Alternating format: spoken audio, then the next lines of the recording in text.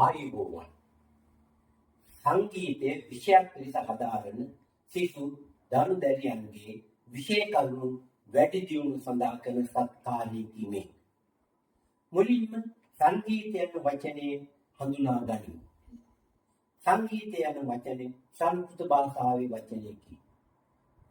සිංහල භාෂාවෙන් සංගීත ලෙස හඳුන්වනවා. හින්දි භාෂාවෙන් සංගීත, දෙමළ භාෂාවෙන් ඉසයි ලෙස, ඉංග්‍රීසි භාෂාවෙන් සහ ෆ්‍රෙන්ච් භාෂාවෙන් මියුසික් ලෙස, ජර්මන් භාෂාවෙන් මියුසික් ලෙස, ස්පැනිෂ්, ඉතාලියන් සහ අරබික් භාෂාවෙන් música ලෙස, ජපන් භාෂාවෙන් ඔන්ගාකු ලෙස, කොරියන් භාෂාවෙන් උමක් ලෙස, චීන භාෂාවෙන් ඉන්නියුවේ ලෙස හඳුන්වනවා. විවිධ නම් වලින් හැඳින්වුව මිහිරි වින්දනාත්මක අදහසක් ගෙන පෙරදිග සංගීත ග්‍රන්ථවල සංගීතය පිළිබඳ ඉදිරිපත් කර ඇති නිර්වචන බලමු. ක්‍රිස්තු වර්ෂ 1200 දී පමණ කාර්යදේව පඬිවරයාගේ සංගීත රත්නාකරයේ පොතේ මෙසේ සඳහන් වේ. ගීත වාද්‍ය තථා නෘත්‍යං තයං සංගීත මුක්ඛිතේ ගායනයේ වාදනය හා නර්තනයන් ක්‍රියාකාරම් තුන එක්වීමෙන් සංගීතයේ ලෙස කියන සංගීත පරිජාත ග්‍රන්ථයේ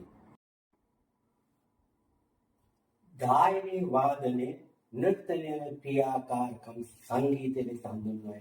එයින් ගායනයේ ප්‍රධානත්වය දරන බව පරිජාත ග්‍රන්ථයේ සඳහන් වේ. මේ ග්‍රන්ථ දෙකේම අරුත් දැක්වීම ඒ කරන ක්‍රියාකාරකම් ගැන විස්තර කිරීම පමණි. මාතංග පඬිවරයාගේ බ්‍රහ්දේශී නම් ග්‍රන්ථයේ අලුත් අදහසක් දෙනවා.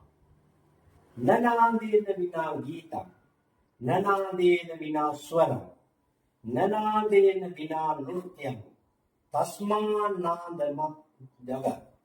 නාදයක හරිය වැදගත් අදහස් දැක්වීම.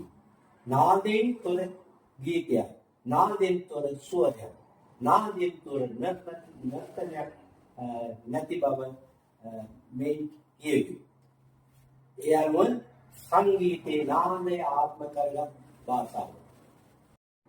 බටහිර සංගීතයේ මියුසික් පිළිබඳව ඉදිරිපත් කර ඇති නිර්වචන ගැන විමසීමක් කරමු.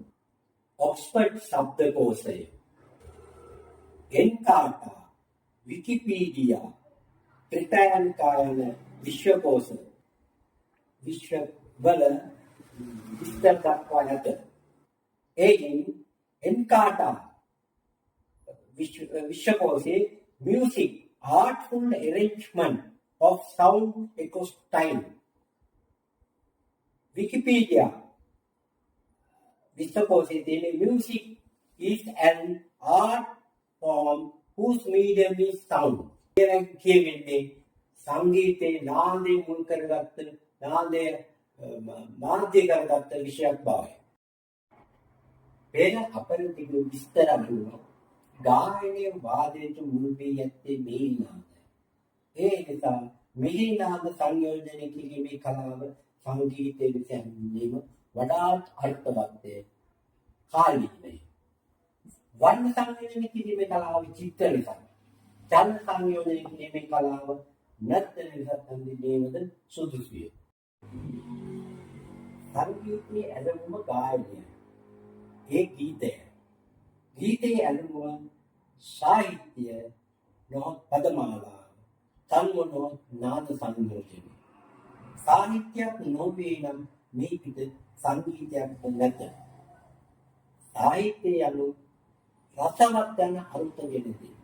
රසවත් සිතුවිලි, කියවිලි, ලියවිලි සාහිත්‍ය ලෙස හැඳින්විය හැකිය.